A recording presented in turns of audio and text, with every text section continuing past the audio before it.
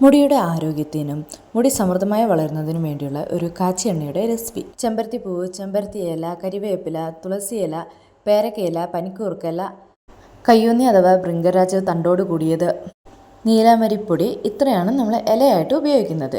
നെല്ലിക്ക, കറ്റാർവാഴ, കരിഞ്ജീരകം, ഉലുവ, കുരുമുളക്, ചെറിയുള്ളി.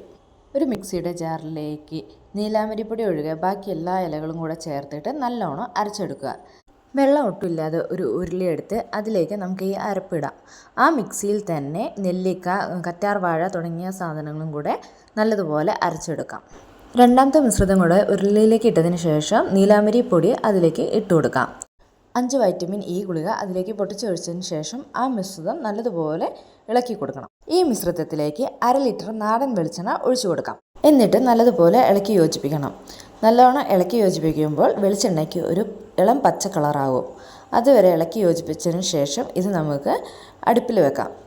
ചെറുതീയിൽ ഈ എണ്ണ 1 മണിക്കൂറോളം കൈവിടാതെ ഇളക്കി കൊടുക്കണം. എണ്ണ പാകമാകുമ്പോൾ എണ്ണയുടെ കളറ് കടും പച്ച നിറത്തിലേക്ക് മാറുകയും അരച്ചു ചേർത്ത ഇലകൾ പൊടിഞ്ഞു തുടങ്ങുകയും ചെയ്യും. പാകമായ വെളിച്ചെണ്ണ അതേ ഉരുളിയിൽ തന്നെ അടച്ചു വെച്ച് എണ്ണ തെളിഞ്ഞു വരുമ്പോൾ കുപ്പിയിലേക്ക് ഒഴിച്ച് കുളിക്കുന്നതിന് 1/2 മണിക്കൂർ മുമ്പ് തലയിൽ തേച്ച് പിടിപ്പിച്ച് കഴുകി കളയാവുന്നതാണ്.